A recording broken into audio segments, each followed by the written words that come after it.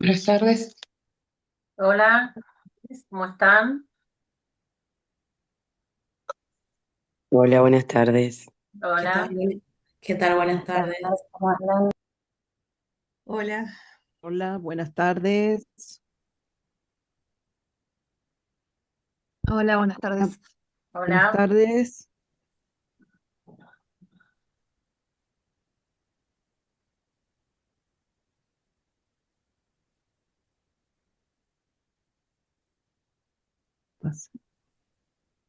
Deja ver la cámara.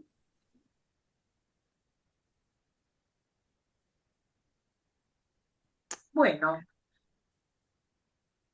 hoy el tema que vamos a trabajar va a ser evaluación pericial 10-16 años, sinergia entre el GIF, gráficos y Roger, que lo va a presentar la licenciada Liliana Manfroni. Liliana Manfroni es licenciada en psicología, psicóloga clínica y forense.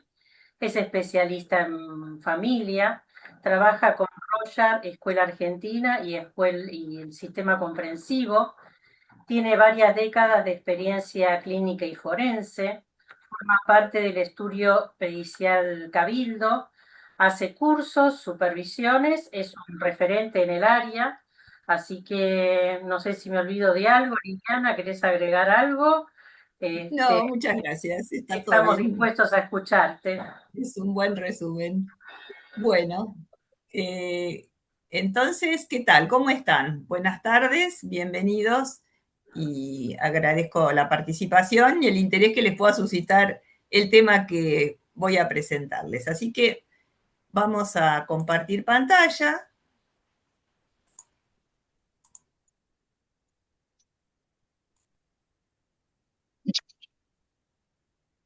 Bueno, vamos a ir. Bueno, a ver, el título Tríada de técnicas es referido a una integración posible de técnicas proyectivas como objetivo en el área forense, ¿sí? Tríada porque son tres de distinta naturaleza, aunque son gráficas, que vamos a ir describiendo.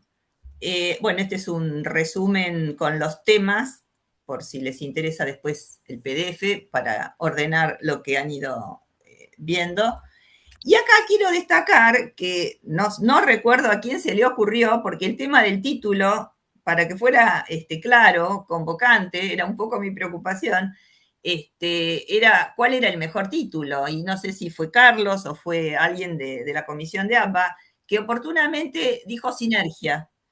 Y me gustó mucho porque verdaderamente sinergia, en este caso, que proviene de la palabra griega y que apunta a trabajar juntos o en cooperación, hace a la idea que yo tengo cuando reúno tres técnicas y cuando intento trabajar con esas técnicas para potenciar el resultado y la integración sobre todo. Y esto nos indica, como siempre, el todo es más que la suma de las partes. Entonces, en la evaluación pericial de 10 a 16 años, nos encontramos con algunas cuestiones que ahora vamos a detallar. Esta sinergia entre GIF, que por si no tienen las siglas, es el juego de interrelaciones familiares de Rosa Inés Colombo. Los gráficos a los que apuntamos son Familia Cinética Actual y Prospectiva de Renata Frank de Bertelli y el Roger, que puede ser cualquiera de los dos sistemas, según el que cada uno maneje, y en este caso no voy a abundar en detalles de Roger porque ya sabemos que Roger es una especialidad y que requiere de alguna manera estar en ella, así que voy a hacer generalidades, pero van a servir para entender el concepto. Bueno, una diferencia inicial, que esto no es un protocolo. Los protocolos tienen otra característica, o son de investigación, o son los protocolos del estilo que usamos habitualmente. Administración, corrección, respuestas, protocolos de informe, ¿sí? Entonces esto claramente no es lo que se propone. Estas técnicas pueden ser estas, pero pueden ser otras. ¿Qué no es? Bueno, no es una secuencia fija de técnicas, no es un protocolo psicométrico estandarizado, tampoco es un modelo de equivalencias rígidas, ni reemplaza, obviamente, el análisis de una por una, que es lo que hay que hacer. Y no es, por supuesto, tampoco un sistema automático de diagnóstico. Lo que sí es, y lo que viene a proponer, es una estrategia de lectura transversal, de convergencia de indicadores que se obtienen a partir de las tres técnicas proyectivas que son diferentes.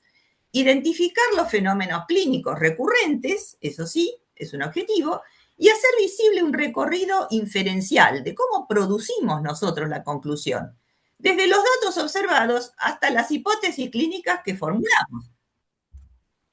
Entonces, acá vamos a utilizar estos criterios: criterio de recurrencia, de convergencia y de divergencia.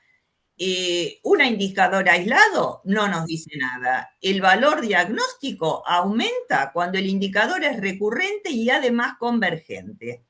Ya sabemos que recurrente tiene que ver con la frecuencia del indicador, cuánto se repite adentro de la misma técnica, o sea, intratest.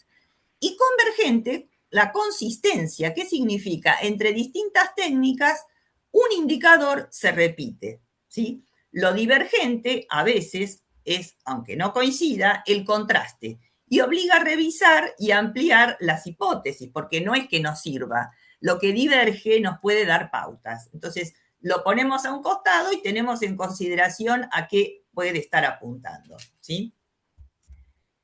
Bueno, dificultades habituales. Y sí, en la formación seguramente se ve todo lo metodológico de cómo tenemos que trabajar en psicodiagnóstico, en evaluación, cuando usamos técnicas, no solo psicométricas, no solo proyectivas, también tenemos que pensar en las psicométricas, porque también eso hay que integrarlo. Y en la experiencia ocurre cuando yo, por ejemplo, recibo colegas, alumnos en supervisión, en docencia, que hay una pregunta muy frecuente: ¿qué técnicas tomo? ¿Sí? ¿Sobre todo en qué? En estos casos que estoy mostrando, pericias, civil, familia, donde hay menores para evaluar, pericias de civil daños, que por duelos también puede haber menores, y adquiere una consistencia familiar, sistémica, la situación, y esa lectura integradora, ¿sí? Cuesta bastante. ¿Qué técnicas tomo? Porque las baterías no son estándar, hay que elegirlas según el caso, ¿sí? No podemos tomar siempre lo mismo. ¿Y cómo las relaciono? Es en el momento de haber descrito todo y cómo integro este material. ¿Qué quiere decir? Pasa con enorme frecuencia. ¿Por qué? Porque se va al análisis test por test y porque además esa dificultad de integración se va a reflejar en informes en donde obviamente puede haber impugnaciones, porque muchas veces la pregunta del impugnador es: ¿dónde ve el perito tal cosa? ¿Sí? Además de refugiarse en que es su conocimiento. ¿Dónde lo ve? Nosotros tenemos que poder dar cuenta de eso, no como en una tesis, pero sí dar cuenta de en qué lugares se repite la situación por la que estamos haciendo una conclusión clínica. Bueno, las técnicas proyectivas fueron así denominadas por Leopold Frank en 1939. Son métodos de exploración de la personalidad, utilizan estímulos ambiguos, relativamente poco estructurados para favorecer las respuestas libres. La interpretación permite formular hipótesis y nos acerca a la dinámica del psiquismo, ¿sí? Entonces, ¿qué vamos a visualizar? Modos de vinculación, organización de la personalidad, procesos cognitivos, afectivos del sujeto, relacionales. Entonces, lo que vemos que es un complejo proceso de construcción de sentido. No es solamente qué significa el doble marcado o la intensidad de la línea en el dibujo tal cual, ¿sí? Es una construcción que a veces se minimiza el valor porque las técnicas psicométricas dan precisiones numéricas, y ya sabemos que tienen como un peso importante, y en verdad lo tienen porque tienen que ver con la dispersión del estándar. Pero ¿qué pasa? Las proyectivas tienen un método, y esto hay que tenerlo en cuenta para poder producir en el informe precisamente una comunicación adecuada, tampoco súper compleja, porque recordemos a quién va dirigido el informe: a personas que no están especializadas, ¿sí? en el tema. El juez tiene que decidir sobre conclusiones claras, pero fundamentadas. En la práctica psicodiagnóstica, lo que vemos y lo que hacemos con frecuencia es administrar una batería, digo yo siempre, muy amplia, en la medida en que esa amplitud nos va a permitir trabajar sobre el caso singular. ¿Dónde lo descubrimos? Lo descubrimos en la documental del expediente, indispensable leerla y conocerla a fondo. El objetivo para el que fuimos designados, y también cuando tenemos la entrevista. La primera entrevista y la anamnesis nos van a dar la hoja de ruta, ¿sí?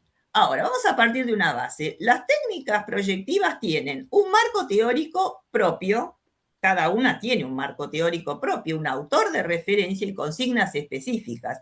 Entonces acá se empieza a complicar porque después tenemos que sacar conclusiones clínicas de orígenes diversos, por decir así, aunque convergen en que son proyectivas. El mecanismo que utilizan es el mismo, pero tienen marcos que además hay que conocerlos. Lo que yo les traigo hoy, por supuesto, que partiendo de la base de que tenemos que hacer buenas entrevistas, anamnesis, sobre todo cuando tenemos niños, que tenemos que entrevistar a los padres, estén separados o estén conviviendo, generalmente en litigio, en lo judicial y en intensos litigios, elegimos las técnicas. Acá, estas tres técnicas son distintas, aunque apuntan a lo mismo. El juego de interrelaciones familiares es un juego de estímulo visual cromático lúdico. Es un juego de encastres. Es una caja donde hay los dos géneros en todo el rango de edades. ¿Sí? Varones jóvenes desde la niñez y mujeres también desde la niñez hasta la vejez, con distintos roles. ¿Sí? ¿Para qué? Para que el menor componga lúdicamente, tomando los tabloides, la familia que le pedimos. ¿Sí? La familia, no su familia. Esto está en la consigna, pero no quiero entrar en detalles específicos de cada técnica porque el punto es el encuentro. La familia cinética actual y prospectiva es de producción gráfica, es comparativa entre una y otra toma, tiene una narrativa escrita, verbal, proyecta temporalidad, porque la prospectiva tiene que ver con que dibuje su familia haciendo algo dentro de 5 años. ¿Sí? La autora, en un caso, en el anterior, es Rosa Inés Colombo, una autora de extensa trayectoria y bibliografía en todos estos temas. Renata Frank en la cuestión de familia cinética. Y después tenemos Roger, ¿sí? Que es se le entregan láminas que son estímulo visual y la producción que obtenemos es verbal. El sujeto nos relata sus respuestas. Esta versión que acá se incorpora es la de Louis Ames, porque Louis Ames hace un enfoque evolutivo y en estas edades es muy importante evitar la etiqueta y la cuestión psicopatológica, sacando que sea muy ostensible, muy obvia y tenga antecedentes. Pero tiene que ver con referencias evolutivas. ¿Qué se espera de cada etapa entre 10 y 16 años? ¿Qué se espera de un niño como respuestas usuales? Encuestables, ¿qué significa? Que todas son encuestables, que nosotros tenemos que hacer al finalizar una intervención en relación a cada una. Podemos hacer preguntas. En el GIF está, digamos, sistematizado por la autora en su manual. ¿Qué tipo de preguntas se le hacen en relación a lo que logró armar con los tabloides?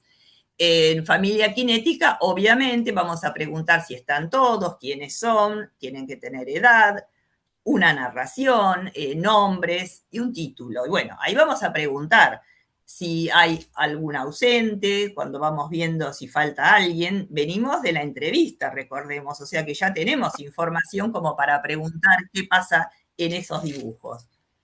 Y en cuanto a Roger, siempre es encuestable Roger, no solo en el sistema APRO o Exner, siempre, también Ames, encuesta, es decir, se da una producción, se dan una serie de respuestas Y luego viene una etapa de encuesta o interrogatorio que implica ir aclarando y abriendo el espectro de cada una de esas respuestas para encontrar los determinantes, las localizaciones, el contenido y si hay fenómenos especiales o códigos especiales. Bueno, en esta secuencia de análisis que hacemos cuando trabajamos en evaluación pericial o clínica inclusive, lo que vamos acá a mostrarles es la búsqueda de convergencias entre técnicas, ¿sí? Hacemos todo un recorrido, ¿para qué? Para llegar al punto, al punto 6, formulación de hipótesis clínicas integradoras, y después llegar al momento del escrito, del informe, que no hay que minimizarlo. Es tan importante lo que hacemos en la evaluación como el estilo de comunicación con el que escribimos el informe. Tiene que ser no solo claro, sino que tiene que poder comunicar aquello que nosotros vimos, porque a veces ocurre que en la entrevista aparecen situaciones o sujetos que no se nos reflejan en las técnicas. Entonces, esa también es una integración necesaria. Bueno, para entrar en el proceso inferencial del psicodiagnóstico, nosotros hacemos, inclusive desde lo metodológico, desde Graciela Selener, tenemos esta postura. ¿Qué observo? Datos manifiestos, el objeto son datos manifiestos, el tipo de conocimiento es empírico, es descriptivo, y el primer nivel es observacional, o sea, lo que vi. En un momento posterior tengo que ver qué significa. Ahí tengo que atribuir los significados psicológicos. Ya estoy en la etapa hermenéutica interpretativa, que es propia de nuestra disciplina, de caja negra. Sabemos que entra un estímulo, sabemos que sale una respuesta, pero tenemos que trabajar sobre el proceso que dio lugar a esa respuesta. Y ahí viene la interpretación de la empiria o de lo empírico, o del dato que observé. Y después tenemos que llegar a lo que nos va a llevar a las conclusiones. ¿Cómo funciona el aparato psíquico? Entonces ahí tenemos la organización psíquica y nuestra teoría marco de referencia, que es especulativo. Entonces ya estamos en el tercer nivel, que es el metapsicológico. Es el mayor nivel de abstracción y es el que se nos demanda cuando nos piden conclusiones, ¿sí? No que le pasemos test por test los resultados. Acá tenemos un ejemplo ilustrativo, digamos un tema ilustrativo, de un fenómeno clínico, por ejemplo, en esta columna hay fenómenos clínicos, ¿sí? Y cómo podría verse en cada una de estas técnicas. Por ejemplo, si tomáramos la dependencia vincular con predominio materno, en el GIF podría aparecer la búsqueda constante de aprobación, en el Rorschach indicadores de fusión o indiscriminación vincular. En el familia kinética podría aparecer madre central o escasa diferenciación con la figura materna, ¿sí? Por supuesto, todo ello contrastable con el resto del material, si tomé psicométricas, si tengo el guión de la entrevista. Y así con las demás, debilitamiento de la función paterna, podríamos tomar escasa referencia a figuras de autoridad, no pone varones, omite incluirlos en el juego. Recordemos que acá es un nivel activo, lúdico, el chico tiene que trabajar manualmente con esos tabloides. En el Rorschach podría haber empobrecimiento de representaciones masculinas. Esperen que se dispara.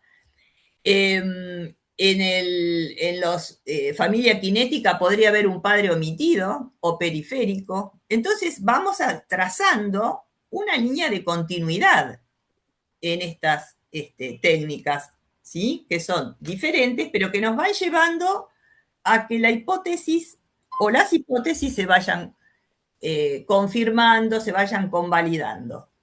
En cuanto a Rorschach, solo voy a hacer una referencia porque muchos por ahí no tienen el conocimiento de la técnica, entonces lo que diré es que Rorschach agrupa aspectos cognitivos, afectivos y relacionales, de autopercepción, de controles, todo el tema de la impulsividad y de la tolerancia a las situaciones de estrés, a la frustración. Esto es muy importante en en las áreas que evaluamos cuestiones familiares, cómo se posiciona el menor frente a lo que le toca vivir, que son muchas veces situaciones disruptivas. Y también el uso del color, que incluso lo podríamos correlacionar con si le pedimos familia kinética actual o prospectiva usando colores, usando lápices de colores, podemos, por ejemplo, ver cómo usa el color rojo y cómo aparece el color rojo cuando le tomamos Roger, ¿sí? Entonces vamos a poder trazar ahí continuidades o no. A ver, en qué áreas puede manifestar esa impulsividad, por ejemplo, y en qué áreas las reprime o las inhibe. Por supuesto que hay fenómenos especiales en la escuela argentina, que son como 100, y que también están muy interesantemente relacionados con los contenidos, y que ahí podemos ver el valor simbólico de esos fenómenos. Un shock al color, no pudo dar color, omitió el color por completo, tiene un valor muy significativo. Recordemos que el color es el sustrato emocional, ¿sí? Es la expresividad de lo que siente. Entonces, eso como un ejemplo. Hay muchos otros que pueden afectar cualquiera de estas áreas que acá se describen. Y en Exner están los códigos especiales que también interfieren con la cuestión de las funciones cognitivas, y que también vale la pena relacionar si hemos tomado Roger y usado el sistema Exner para su análisis. Bueno, ¿qué aplicaciones puede tener esto? Bueno, y podemos usarlo para integrar información compleja, para que el proceso inferencial tenga transparencia y se sepa de dónde sale eso que concluimos en la hipótesis clínica. Lo podemos usar en supervisión clínica, tanto si vamos a supervisar como si nos toca ser los supervisores, para poder ayudar al colega a cruzar esa información y a que integre de otra manera, en la formación de profesionales, lógicamente, para la elaboración de informes y para sistematizar y acostumbrarnos a sistematizar la lectura de la batería proyectiva de un modo más ajustado, yo diría, porque se les atribuye, ustedes bien saben, subjetividad y se les atribuye precisamente aquello que no tienen, aunque Roger tiene una parte cuantitativa, no solo cualitativa, tiene un gran desarrollo cuantitativo, sobre todo el sistema Exner, es la única prácticamente proyectiva que tiene qual y quanti. Así que en general las proyectivas, cuando se basan en dibujos, una entrevista y 3 técnicas toma el perito. Y ahí vienen cuestionamientos, indudablemente. Después podrán ustedes hacer las preguntas que quieran al respecto. Optimizando el proceso sería de la convergencia, que apunta a la consistencia, no buscar entre indicadores aislados, sino entre fenómenos clínicos, ¿sí? No me alcanza que aparezca en un solo lugar o en dos. Diferentes técnicas, esto es importante, puede hablar de distintos aspectos de la personalidad, porque las técnicas tienen, como decimos, lenguajes distintos. Una usa la actividad manual, lúdica, otra la parte gráfica, proyectiva, y la otra la verbal, ¿sí? Por eso es preferible que sean diferentes. Ahora, nada impide que si no tomo Roger, integre un CAT, por ejemplo. Digamos, es una percepción temática para niños, que es interesante y que también me puede servir para armar esta matriz. No tiene que ser siempre las mismas. Esto es más que nada una estrategia de trabajo. Y esta matriz lo que intenta es ofrecer eso, una herramienta, ¿sí? Una estrategia para organizar esas convergencias y también, vuelvo a insistir, para comunicarlas mejor a la hora de informar. Bueno, ahora vamos a poner un ejemplo que permite una lógica de integración, que bueno, puede ser esta y podría ser otros ejemplos y, como les digo, otras técnicas con la cuestión. Este es un caso clínico pericial, es una evaluación psicológica realizada en el marco de una solicitud de ampliación del régimen de comunicación por parte de un papá. El propósito es analizar vínculos familiares, dinámicas parentales, aportar lo que pueda ser de orientación para el juzgador, ¿sí? Que el papá pide ampliar el régimen de comunicación. Bueno, ¿es conveniente? ¿Es el momento del menor? ¿Va bien lo que hay en curso? Porque ya tiene un régimen de comunicación, pero el papá quiere más contacto, más frecuencia. ¿Es el momento del menor? ¿Cómo están las lealtades? Porque el que vamos a ver convive con la mamá. Bueno, estas son todas preguntas que nos hacemos y también nos preguntamos básicamente estas dos cosas. ¿Hay patología acá? ¿Hay trastornos? Porque tenemos algunos informes escolares que marcan que, bueno, tenemos que averiguar. O es parte de un proceso de adaptación a la reorganización familiar, que es lógica, inclusive podríamos hablar de un proceso de duelo en los niños cuando los padres se separan, que no dura un tiempo exacto. Hay una reorganización.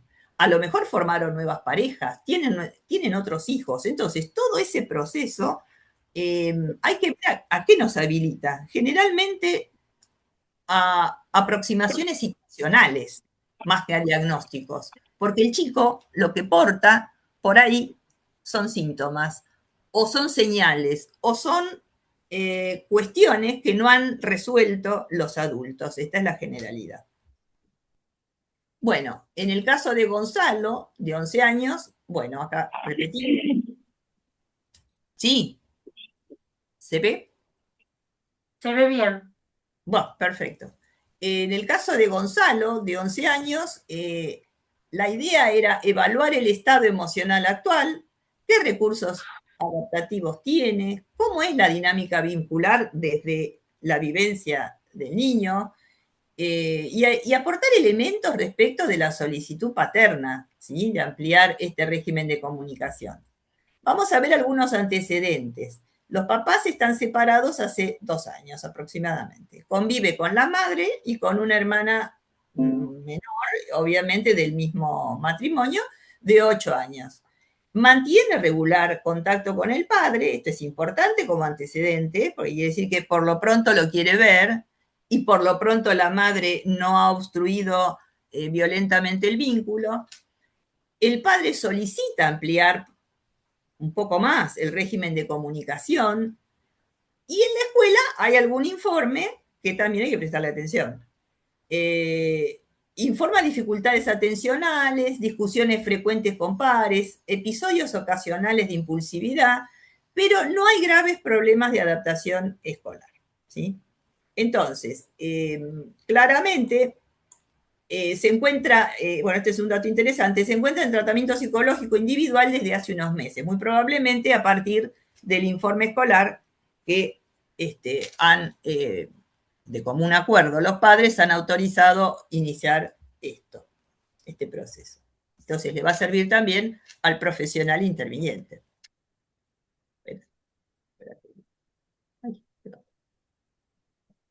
Bueno, material clínico. Tenemos la entrevista, que siempre, como les digo, es la hoja de ruta, donde Gonzalo dice, me gustaría estar más tiempo con mi papá, pero sin dejar de ver a mi mamá. Este es un dato que uno lo remarcaría, ¿sí? Lo resalta. ¿Por qué? Porque está con un pie en cada lado. Muestra deseo propio, ausencia de rechazo, o sea, obviamente que no se está negando a que el papá y él permanezcan más tiempo juntos, a lo mejor viajes o vacaciones más prolongadas. O sea, en principio, esto daría la pauta, es muy sucinto, pero es como ejemplo, de que intenta preservar ambos vínculos, que no hay una posición polarizada. Vamos a revisar cuidadosamente la etapa vital. Es un preadolescente, está saliendo de la infancia, manifiesta intereses deportivos, búsqueda de autonomía, es un chico activo y no tiene el conflicto, obviamente, vincular de un niño pequeño. Su conflicto vincular puede ser propio de la etapa vital, porque no es solamente hacia la cuestión parental y familiar, sino propia de la etapa de crecimiento que está atravesando, salir al mundo externo, tener intereses propios, la reserva frente a los padres, por mejor que se llevara, o sea, una construcción hacia la adolescencia plena. En esta etapa vital también vamos a observar qué tipo de conflictos aparecen, ¿sí? Si son de significación clínica, como les dije, o son de la situación que viene atravesando en estos 2 años, que coincide y se empalma con su crecimiento. Bueno, de las técnicas, un resumen, acá es un resumen claramente, este cuadrito que me molesta, acá hay un resumen de lo que fue apareciendo en el juego de interrelaciones familiares, en los FK y en Roger. Entonces, acá podemos ver que la organización familiar está conservada, que hay una centralidad del vínculo paterno, la hermana está como periférica, es bastante razonable, porque se empiezan a distanciar por intereses y edad, sin exclusiones significativas, o sea, no hay una familia en donde el menor se distancie de algunas, incluso de las distintas ramas familiares, que eso es importante, que pueda circular por las distintas ramas familiares más allá de que los padres ya no estén conviviendo. En el presente representa bien la familia actual, incluye todos los miembros, pone actividades compartidas con el papá y la organización narrativa es la esperable para su edad. Y en el familia kinética futuro hay proyecto compartido. Por lo tanto, lo que nos marca es continuidad vincular. O sea, en la fantasía del niño está esta continuidad y casi diríamos la respuesta a lo que se nos pregunta. ¿Puede haber espacio para que el papá amplíe más el régimen no solo de visitas, porque tienen un fin de semana cada uno, sino otro tipo de actividades? Parecería que sí. En Roger, lo que aparecen son recursos yoicos conservados, capacidad empática, afectividad conservada, presente, si bien tiene discusiones y demás, se establece que tiene que ver mucho con etapa de cambios y de autoafirmación, de la necesidad de confrontar, ¿sí? Pero también de la necesidad de cooperar, porque aparecen respuestas de cooperación, y eso en una lámina, la lámina 3, en donde es importante qué tipo de respuestas hay en relación a los vínculos. Bueno, vamos a ver ahora las aproximaciones clínicas de las que hablábamos.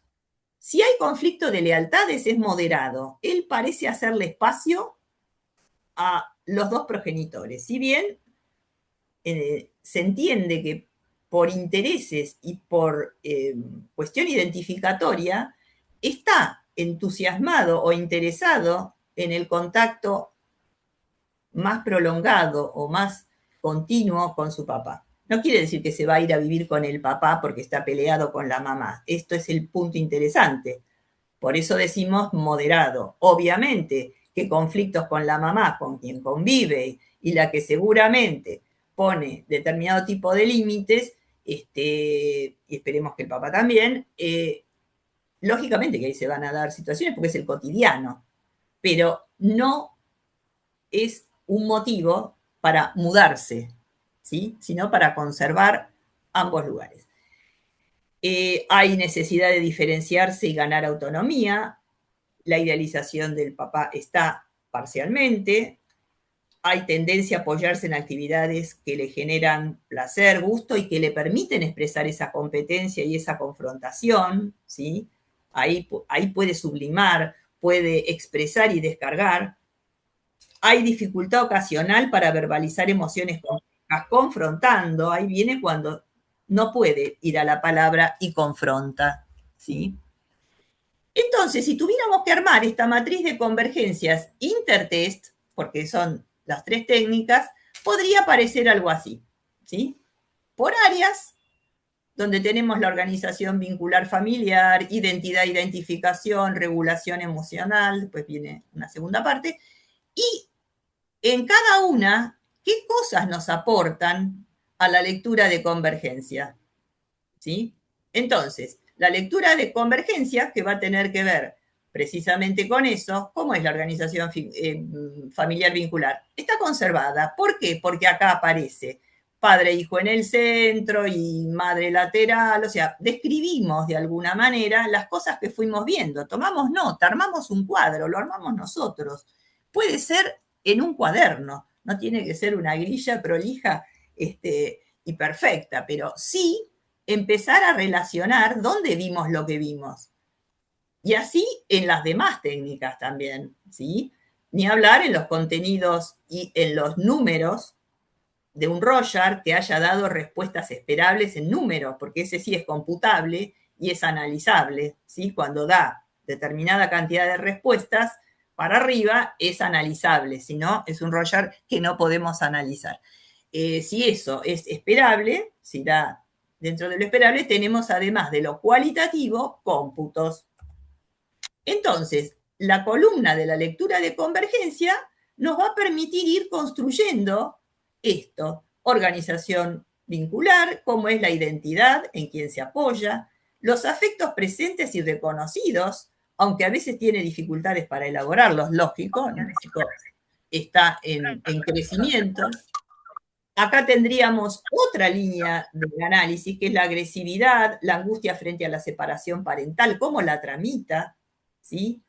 Porque evidentemente siempre hay un duelo cuando la familia se desvincula, se separa, que lo transitan los padres, en el mejor de los casos, y a veces, como no lo transitan ellos, se prolonga en conflictos con los hijos. ¿Cómo se ve esto en la conclusión o en la aproximación clínica? Bueno, se ve de esta manera y cómo se reflejó en cada una de las técnicas. No hay exclusiones, que es importante, pero hay distancias internas. ¿Sí? O sea, el chico puede discriminar lo que es vivir juntos de lo que es vivir separados. No es igual. El ritmo de vida cambió, algo se terminó.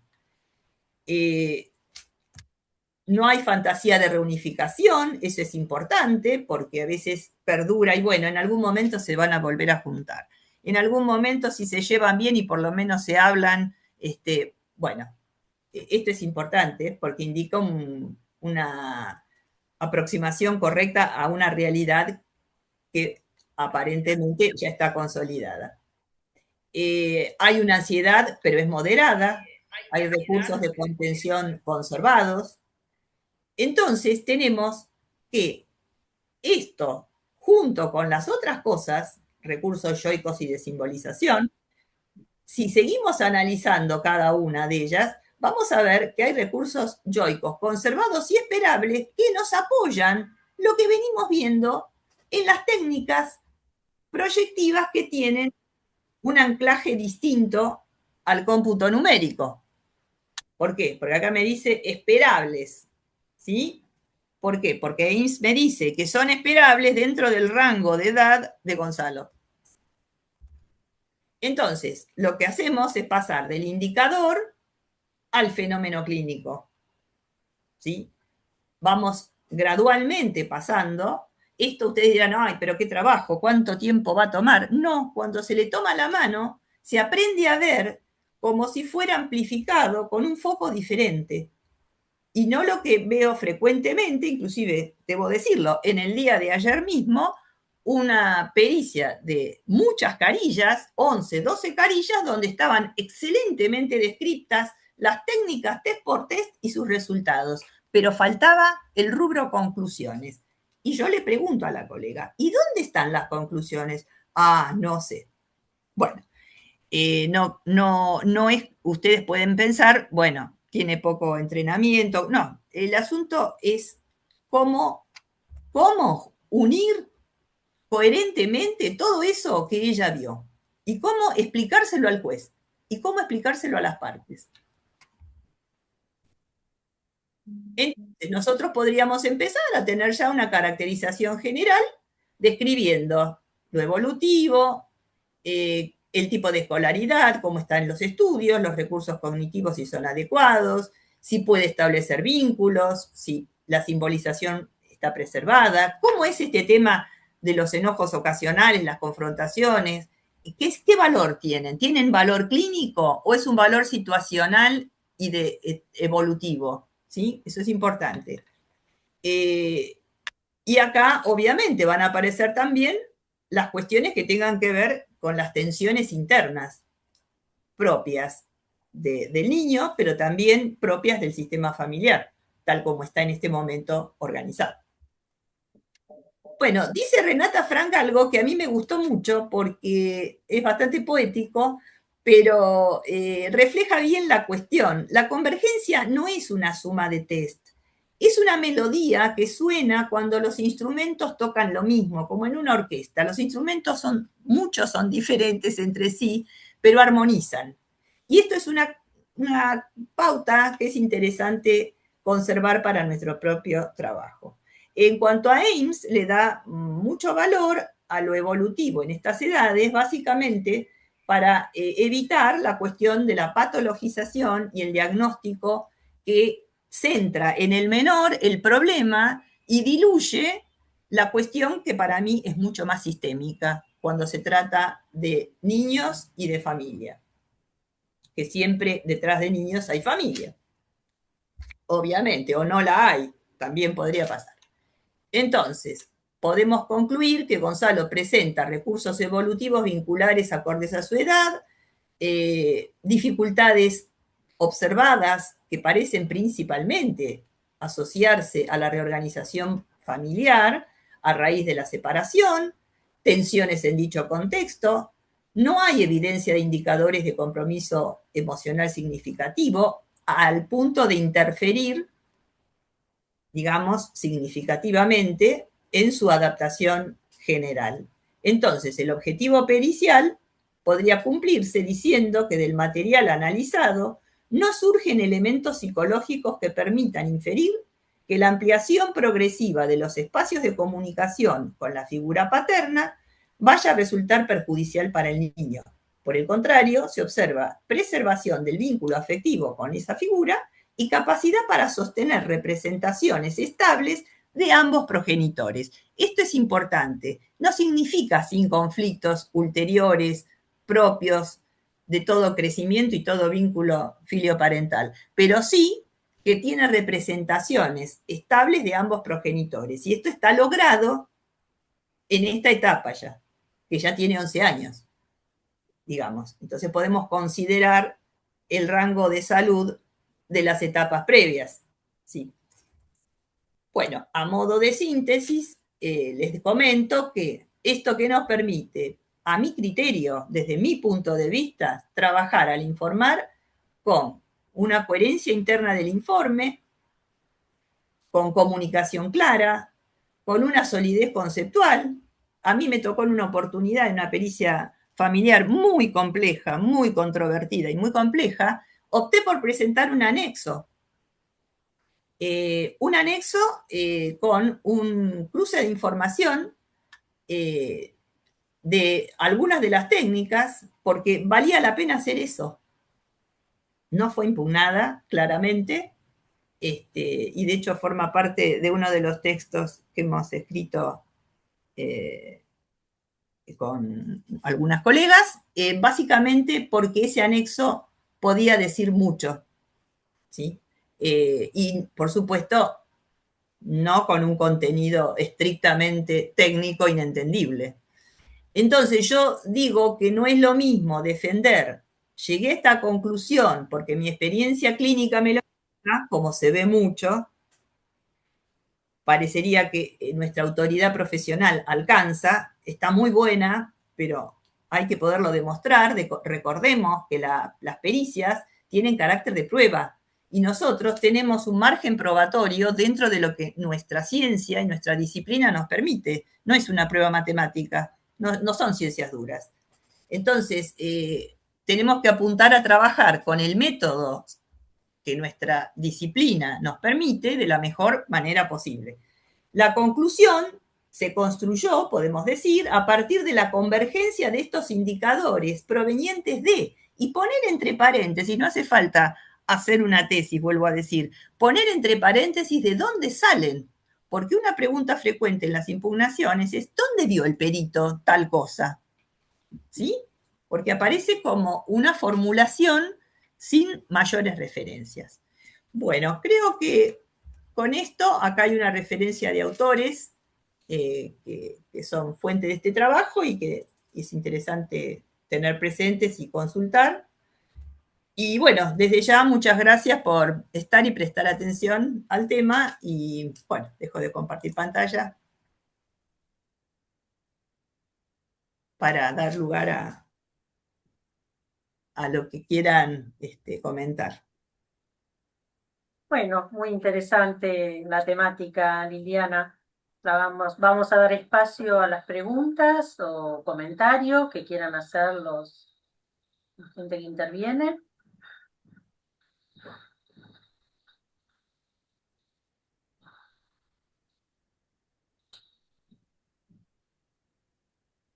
Sí, sería bueno, perdón, yo voy a tirar una punta, pensar cómo se les presenta en la práctica esta situación cuando les ha tocado, porque muchas veces hay gente que está 5 o 6 años en pericias y un día viene una pericia de familia y dice, nunca vi una familia, ¿qué hago? Lo primero es preocuparse mucho y contactarse para ver cómo empezarla.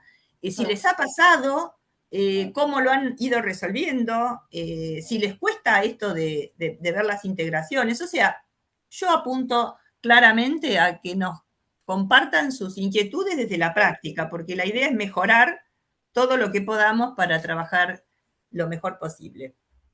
Bueno, acá Georgina Olalde levantó la mano. Escuchamos. Hola, ¿qué tal? Buenas tardes. Hola. Sí, yo quería preguntar cuando hay un indicador en un test que aparece solamente en un test, pero en el resto, en los otros dos no. Y es muy significativo. En ese caso, ¿se adiciona igual o cómo es que se hace? Bueno, el tema es ¿qué lo vuelve significativo? Porque es muy significativo, es una definición que nosotros le damos en función de algo, de nuestro conocimiento, de nuestras teorías y demás. ¿En función de qué es significativo? Básicamente, yo me remitiría al conjunto del material. Por supuesto, la entrevista es clave porque hay que ver eso significativo, que parece disonante, a lo mejor es la clave de todo lo que no estamos viendo en el resto del material. Así que nunca aislarlo, sino, digamos, masticar y reprocesar lo que analizamos y ver qué otra vuelta de hoja tiene. Si supervisamos, muy probablemente 4 ojos ven más que 2, esto es real. Les quiero advertir que en familia suele pasar algo que lo describe Pierre Olagné muy bien, y que es una captura identificatoria. La captura identificatoria en los temas de familia tiene que ver con que impensadamente el colega a veces toma partido o sesgo por una de las dos posturas de los padres, porque raramente vienen en acuerdo, raramente. Entonces, ¿qué ocurre? La supervisión a veces cumple la función de poner una cierta distancia y el colega puede repensar lo que vio de alguna manera, desde otro lugar, porque esta es la cuestión.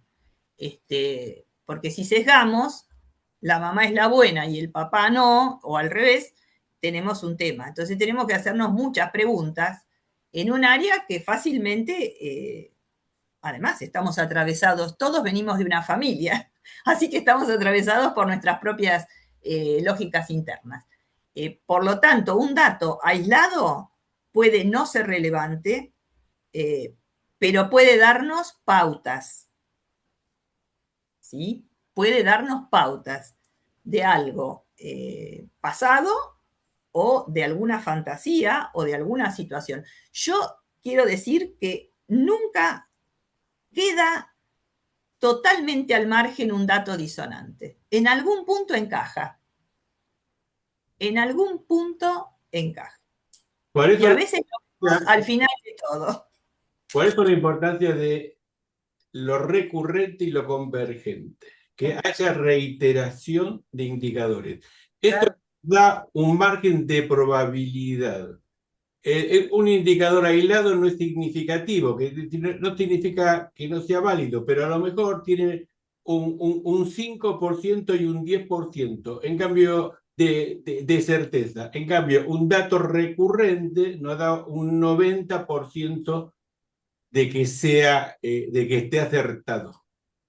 Como dice Liliana, lo tenemos en cuenta y lo dejamos ahí a ver si lo podemos encajar en alguna parte y tiene algún sentido. Pero por eso la importancia, está muy buena en la articulación, como mostró Liliana, cómo trabajar e integrar las diferentes técnicas buscando, porque lo que estamos viendo ahí justamente es la búsqueda de cuáles son las pautas recurrentes y convergentes. Esa es como la importancia fundamental en el análisis de esta cuestión.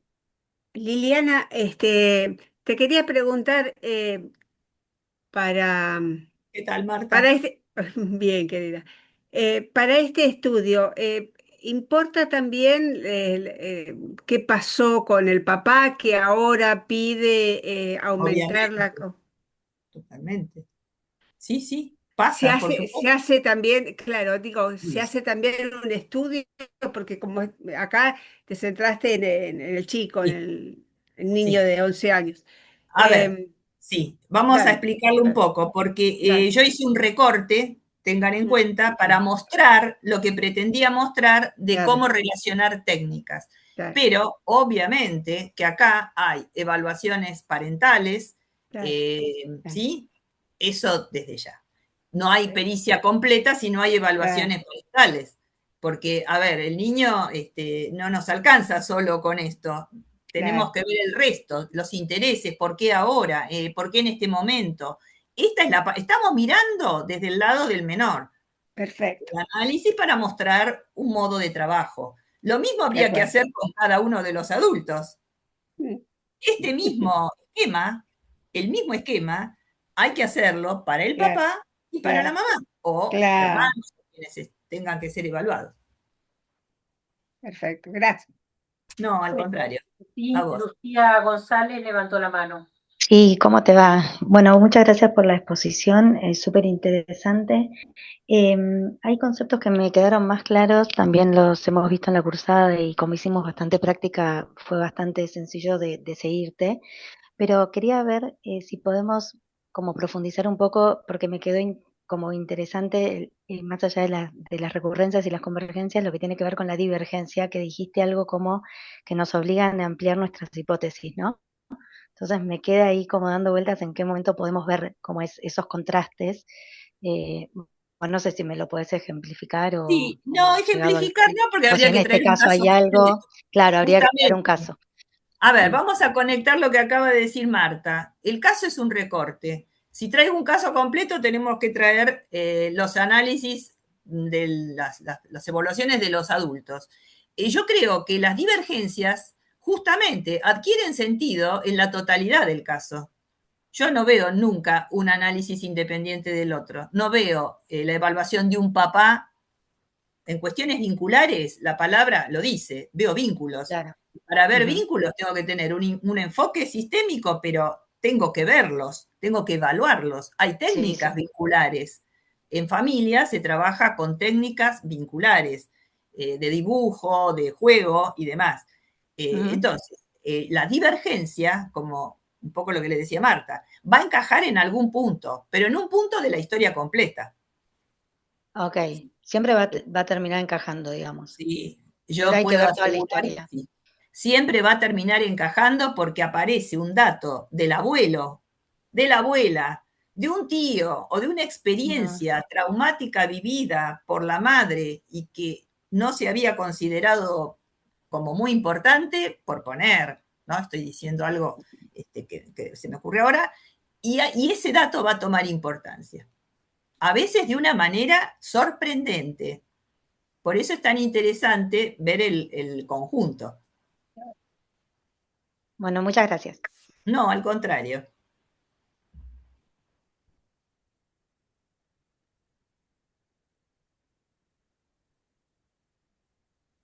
A mí me ha pasado de haber tenido que hacer una evaluación en relación a régimen de comunicación, pero de los padres, que no se ponían de acuerdo con el niño. O sea, era un divorcio muy controvertido, donde cada uno de ellos se peleaban y pusieron, cada uno de ellos, tuve que evaluar a la mamá y al papá del niño, no lo evalué al niño, y cada uno de ellos pusieron una excesiva cantidad de puntos de pericia, en donde el juez directamente, cuando fui nombrada, me sugirió que yo decidiera los puntos de pericia, porque eran tantos Claro, y tanta cantidad para cada uno de los padres, llamativo. que era como que era imposible trabajarlos. En este caso en particular, el papá se presentó con una perito de parte, estuvo la perito de parte en las 3 entrevistas. Esa misma perito de parte después fue nombrada consultora cuando tuve que evaluar a la mujer, a la mamá del niño. Y a mí lo que me llamó poderosamente la atención, que la perito de parte iba con la idea de que tuviera que ser evaluado el niño para ver de qué manera le afectaba al niño todo esto que estaba pasando, cuando en realidad el niño estaba afectado por la pelea de ellos. O sea, lo que salía en la evaluación era que era una pelea tan furiosa que cuando arreglaban un régimen, alguno de los dos lo borraba.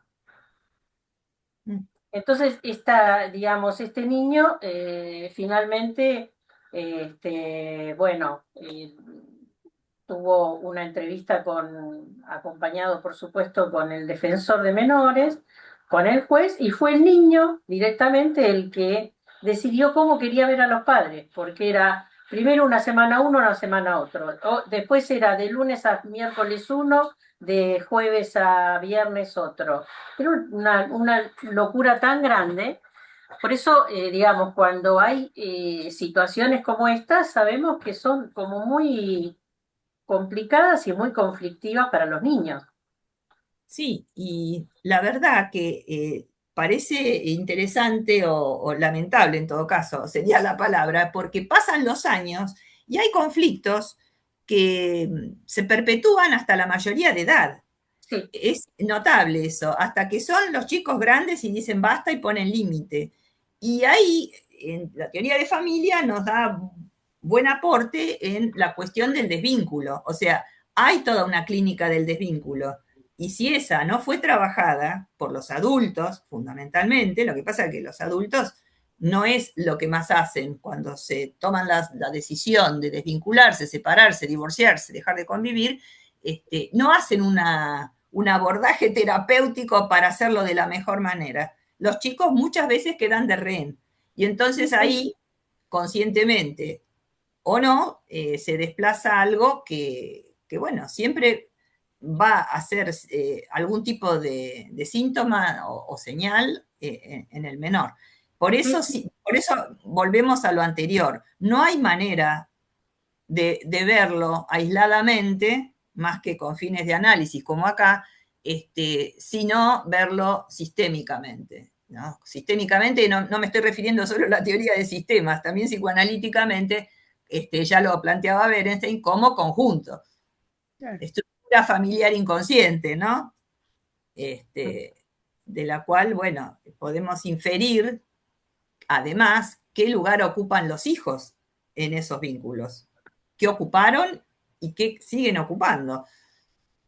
Es un campo muy interesante, algunos se pelean un poco porque dicen, sí, es muy interesante, pero se cobran poco estas pericias, o se demoran los cobros, o nunca hay acuerdos favorables para los pagos.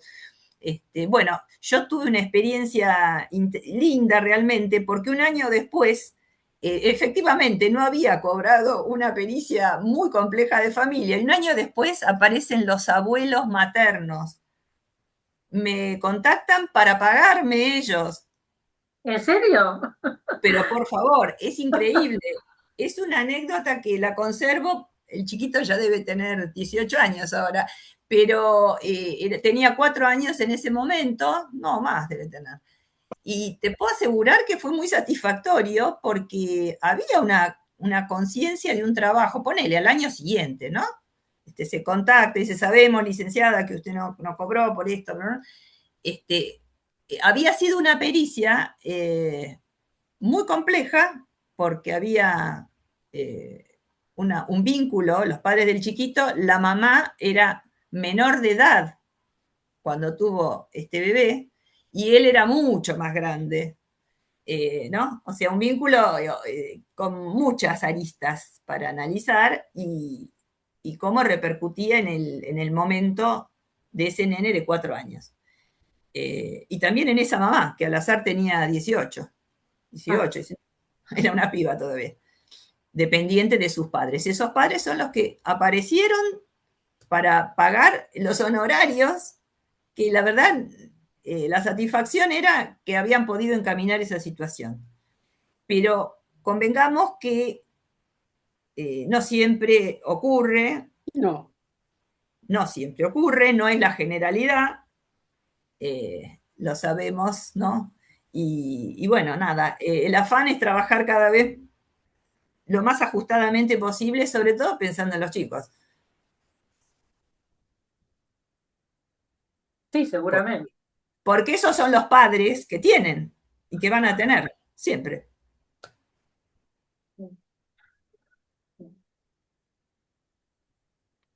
Yo quería plantearte un caso que estoy tratando ahora, de una niña de 2 años que fue separada de la madre a los 18 meses porque la madre tiene una bueno, situación psiquiátrica, esquizofrenia, fue internada, porque, bueno, maltrataba mucho a la nena, estaba desnutrida, no hablaba prácticamente y aún hoy no habla. Por ahí dice papá, alguna cosa, pero muy, muy limitada. No la llevaba al médico, bueno, nada de nada.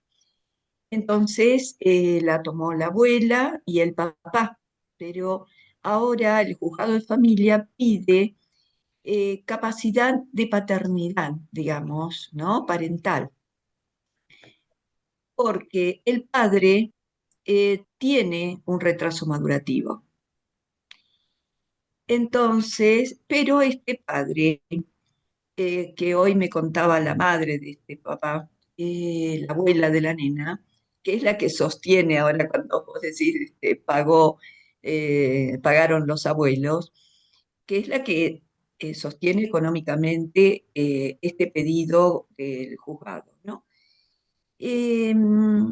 Resulta que él tenía dislexia cuando era chico, eh, digamos, su trayecto por el secundario no fue el secundario común, sino un secundario eh, de niños con discapacidad mental, pero bueno, pudo terminarlo, eh, se recibió, digamos, de fotógrafo. Hoy está trabajando en la UBA en la parte de jardinería, ¿no? O sea que recibe un sueldo, ya no tiene más el CUT, eh, tiene la casa que heredó de su abuela, donde cría a su hija. Eh, que es ayudado por esta abuela, una abuela que tiene 65 años, no es tan grande, pero el juez dice que esta abuela es muy grande y el padre que tiene esta discapacidad, entonces su decisión es, según este informe que yo le pueda eh, entregar, es darle en adopción. Entonces yo le decía a la abuela, le digo, mire, tiene familia esta nena, no puede estar, porque la madre salió de la clínica y tiene una perimetral porque amenazas de muerte a toda la familia, a la nena, al padre, bueno, a todos. Entonces, bueno, han tenido que poner una perimetral. Entonces, le digo, mire, no puede decidir eso, tendrá que ser apelado, porque tiene familia esta nena. El hecho de que tenga 65 años es una persona que está en condiciones de ayudar al papá de la nena, porque el padre hasta el mediodía la atiende, le da desayunar, de comer y después la lleva al jardín maternal, ¿no? Y luego va a buscarlo la abuela a la tarde hasta que viene el padre de trabajar. El padre viene, le hace la comida, se la lleva a su casa y así, todos los días. O sea Perdón que te interrumpa, una pregunta. ¿La intervención del juez, qué es espontánea o a pedido de alguien? no, el tema fue pedir la tenencia de la nena por esta Él fue a pedir situación la tenencia. No la familiar. tenía la tenencia. No, no. No tenía Y la tenencia. dada la situación, porque el psiquiatra ha emitido su informe, eh, que también es esto, pone trastorno límite de personalidad, ¿no? Y la interna en una clínica psiquiátrica.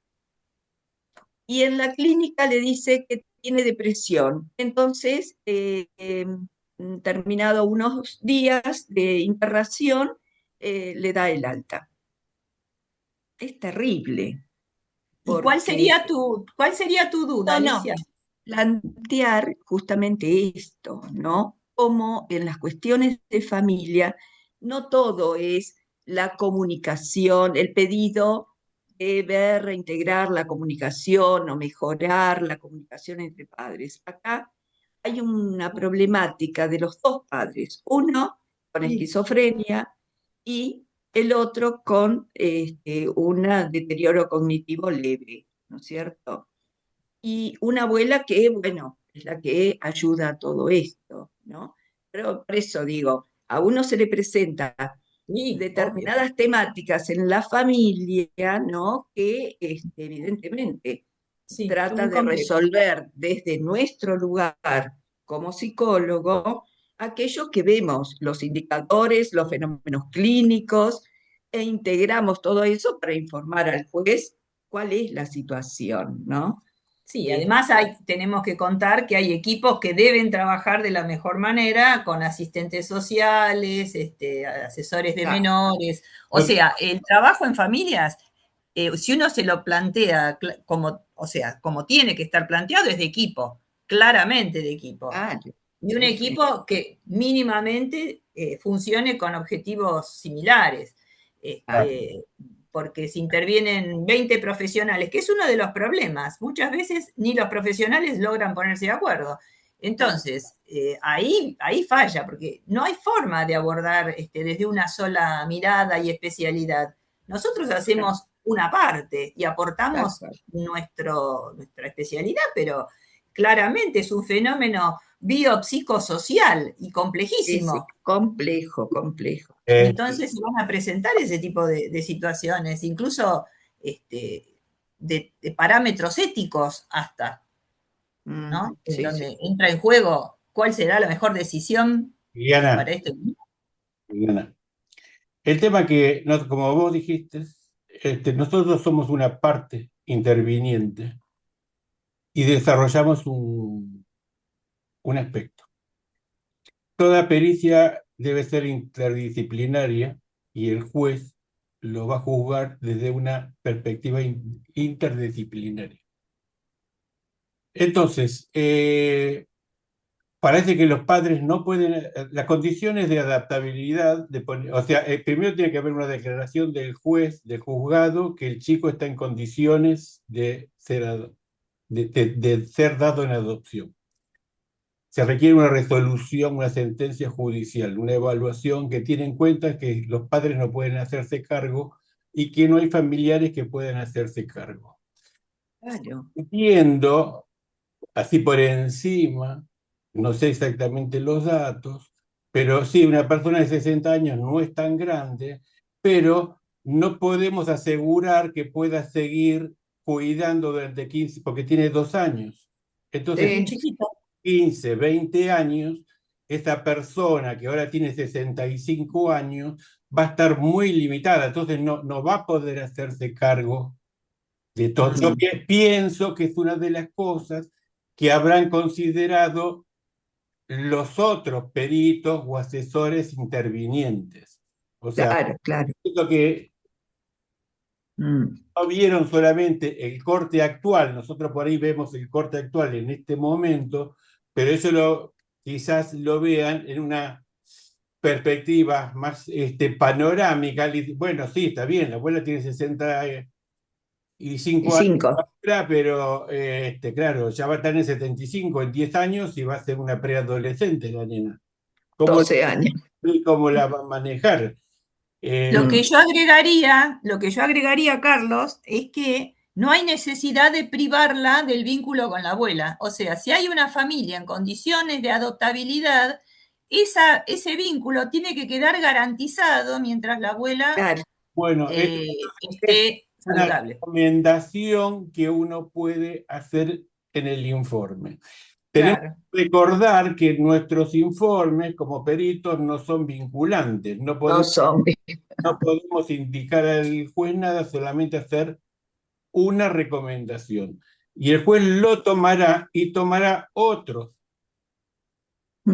informes, otras cuestiones interdisciplinarias para tomar una decisión y tiene que pensar en lo mejor, no para la nena ahora, sino para dentro de 10, 15, hasta que alcance la mayoría de edad.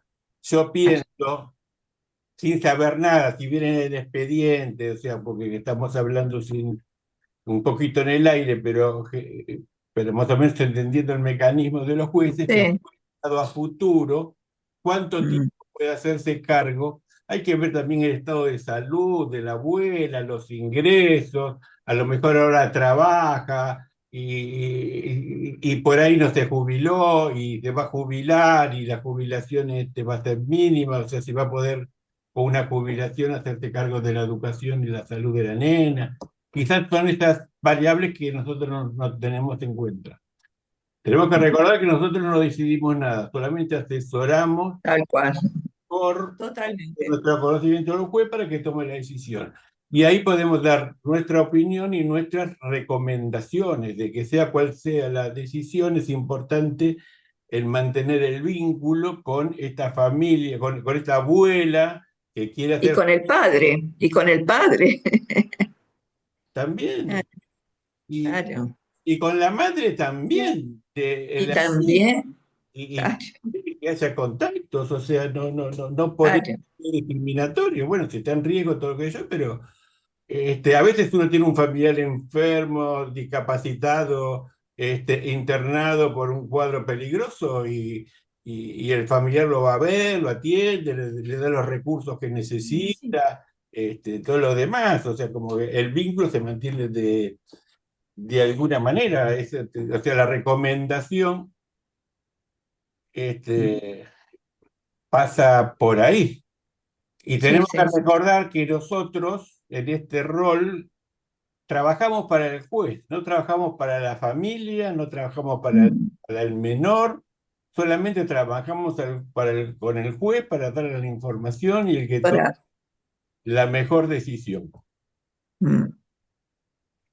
bueno, gracias. Oh, Alicia, A usted. vos. Bueno, ¿alguna otra consulta, pregunta? Vos nombraste, yo. Vos nombraste, ¿cómo se llama? Las pautas divergentes, ¿no? Entonces, por ahí para aclarar un poquito, yo pensé que a veces en algunos dibujos aparece una pauta divergente en los gráficos podría ser una figura de gran tamaño, que implicaría como seguridad, fortaleza, y un trazo muy suave, que apenas se puede percibir, que indicaría decaimiento, represión, inhibición. Entonces, por ahí esas serían unas pautas divergentes. Apuntan a dos cosas contrarias, pero uno las interpreta como una compensación. O sea, está tan debilitado que, ¿vieron como los gatos que cuando se sienten en peligro, como se hinchan? Es como una conducta Claro, de una defensa. defensa omnipotente, Una digamos. defensa, ¿viste? Se muestran, ocupan toda la hoja, pero con un Sí, que apenas ves los rasgos y los detalles.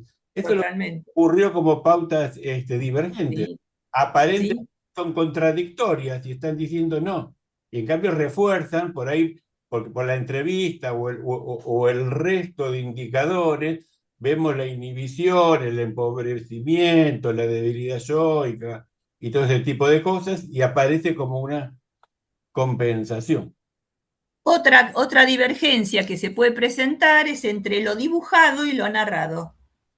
Claro, Entonces, a veces hay una historia muy, muy linda, muy prolija, y el dibujo contradice, o viceversa, o incluso un título, que uno dice, ¿qué tiene que ver este título con lo que cuenta más abajo? La grafía también, cómo ordena lo que escribe.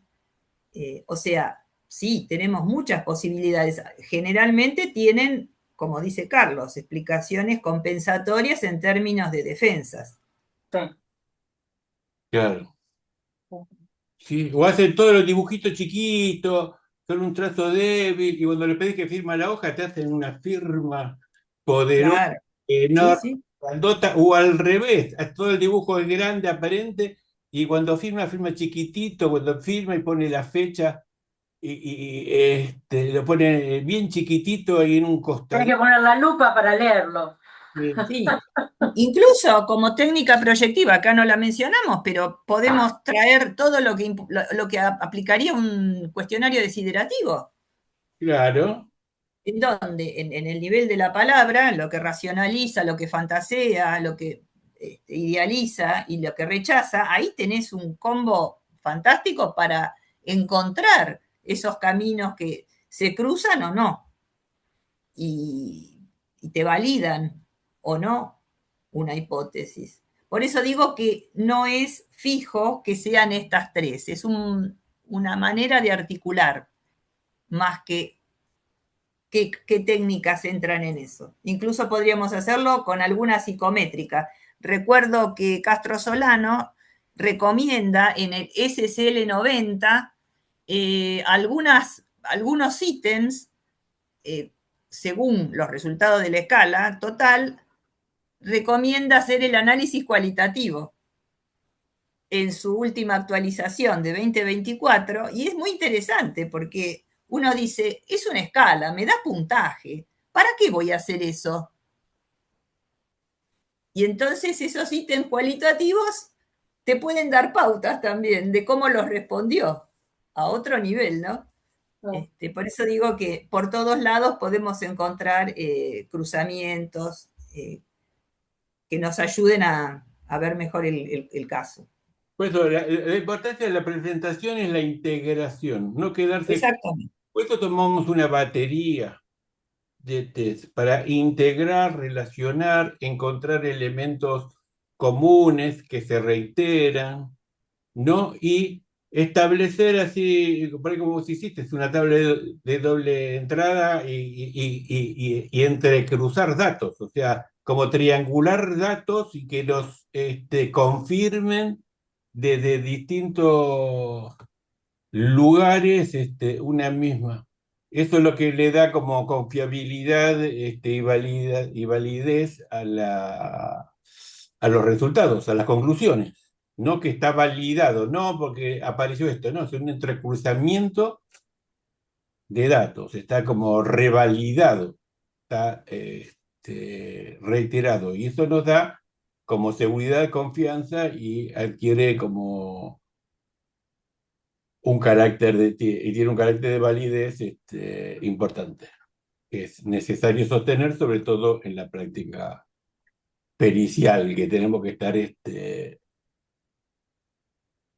eh, sujetos a la controversión, porque siempre nos van a impugnar, siempre nos van a pedir aclaraciones, por más claro que resulte el informe, siempre se va a buscar algún punto, algún detalle. Entonces, no solo tenemos que saber escribirlo, sino también no solo analizarlo, no solo saber evaluarlo, sino saber defenderlo.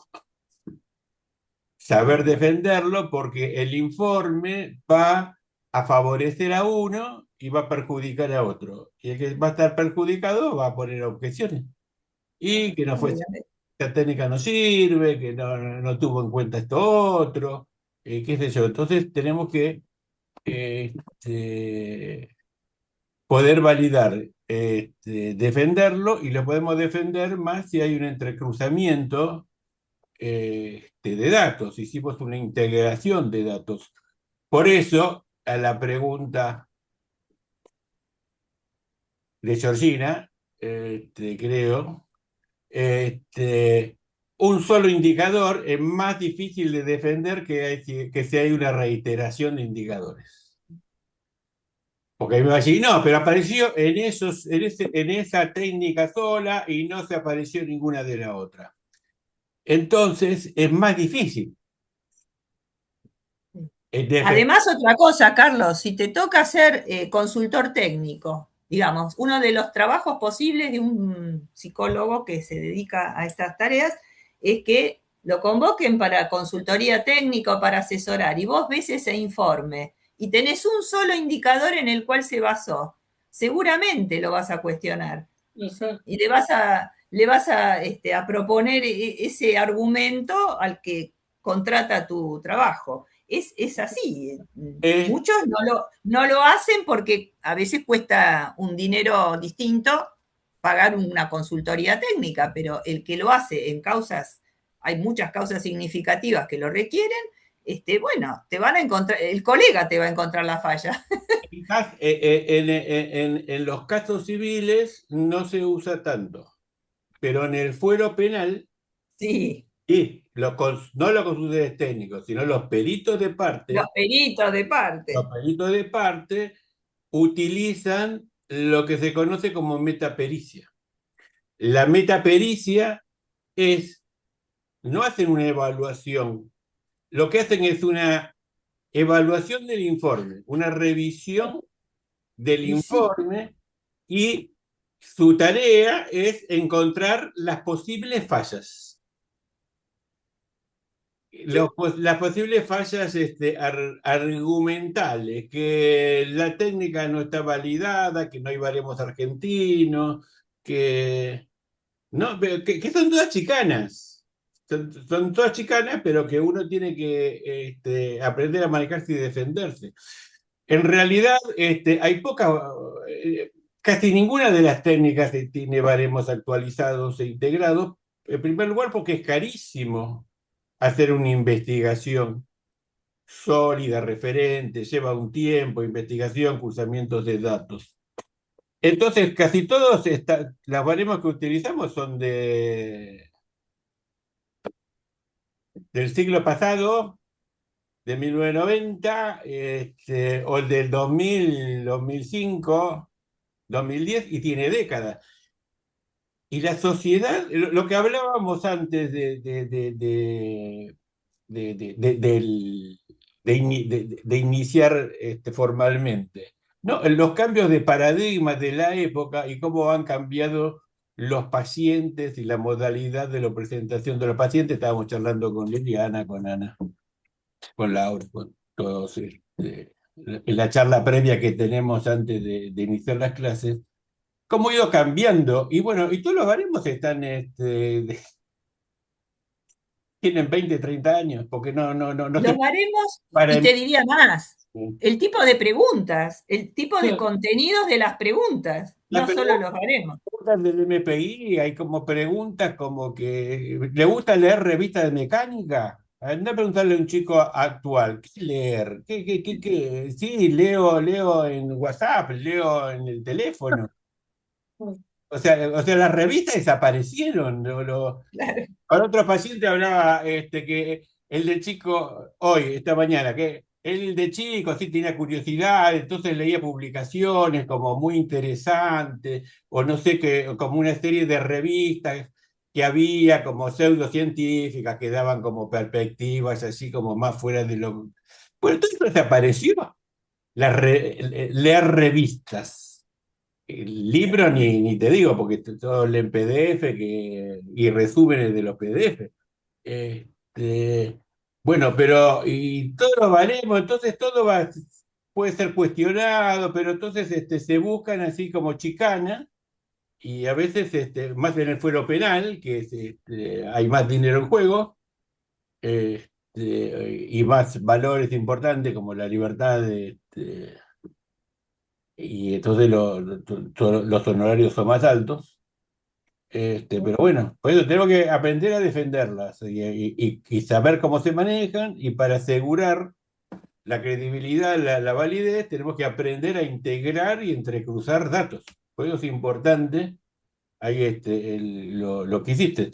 No sé si vas a compartir el material con Sí, si gustan, el PDF les llega vos, y el PDF y después nos lo piden a nosotros y lo vamos, buenísimo, o buenísimo. compartir tu correo si Sí, querés. cómo no.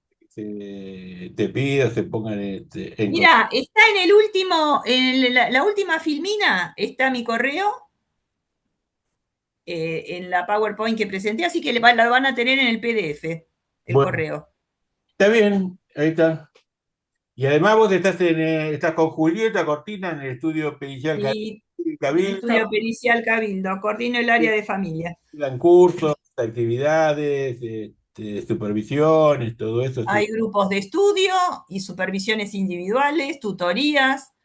¿Por qué? Porque a veces tutorías, básicamente porque cuando el colega recibe una pericia de familia, no tiene que supervisar cuando terminó, tiene que supervisar de entrada, porque a veces no tiene la menor idea de cómo encararla. Entonces, cuando la gente ya se fue, no podemos volver atrás. Así que la tutoría cumple la función de orientar, guiar a partir del primer momento. Claro, a veces te llaman y te preguntan, me llegó esto, ¿qué tengo que hacer? ¿Viste? Porque Claro, es saber así. cómo voy a encaminar, cómo voy a tener que citar, en qué orden, qué tomar, qué baterías armar, no como armar. Y yo no sabía y tomé esto y ya no podés hacer nada. Ya está, no le puedes tomar 40 pruebas. Entonces, No, hay otro tema, también a guiar en el estudio de la documental. Muy pocos peritos piensan que es importante mirar la documental. Yo considero que sí, porque la documental es como la historia clínica, qué es lo que vino pasando. Entonces, ahí hay que arrancar. Es un trabajo desde el primer minuto. Es un error. Algunos dicen, a mi entender equivocadamente, no, yo quiero, ¿cómo se llama? No contaminarme No, no, no, no. y estar Acá no hay eso. y observar. No, acá tenemos que resolver cosas importantes que van a incidir en la vida. No tenemos como en la clínica meses, años para Claro, totalmente. sino que tenemos un par de encuentros y tenemos que hacer un informe que va a ser tenido en cuenta por alguien que va a decidir el futuro, Exactamente. la tenencia de ese menor, de esa familia, de esa persona. Entonces, nosotros insistimos siempre en el eje de los conversatorios y de todos los encuentros en la capacitación constante, en la formación, en la supervisión, en el análisis, ¿no? Como para poder llevar adelante esta tarea que es muy grata, es muy satisfactoria, pero es de mucha Muy responsabilidad, compleja. carga y muy compleja. Bueno, Lili, igual Ahí Bien, se los dejo en el chat igual el mail. perfecto. Regístrenlo. Bueno, Bueno, si no hay ninguna pregunta más, dejaríamos por hoy. Liliana, quédate un ratito con nosotros. Bueno, muchas gracias a todos los presentes y a AMBA que hace estas convocatorias que son tan interesantes para todos, también para mí porque me enriquece con todo lo que escucho. Es un enriquecimiento mutuo. ¿Podrías repetir la institución en la que integrás para familia, por alguna derivación? Acá lo dejo en el chat, Alicia. Bueno, dale, gracias. Estudio Pericial Cabildo. Perfecto. Estudio Pericial Cabildo. Bien, gracias. No, de nada, al contrario, a ustedes. Bueno, les agradecemos y nos veremos en los próximos. La próxima. Gracias a todos. Muchas gracias. Gracias. Chao, Buenas tardes. gracias. Muy bien. Gracias.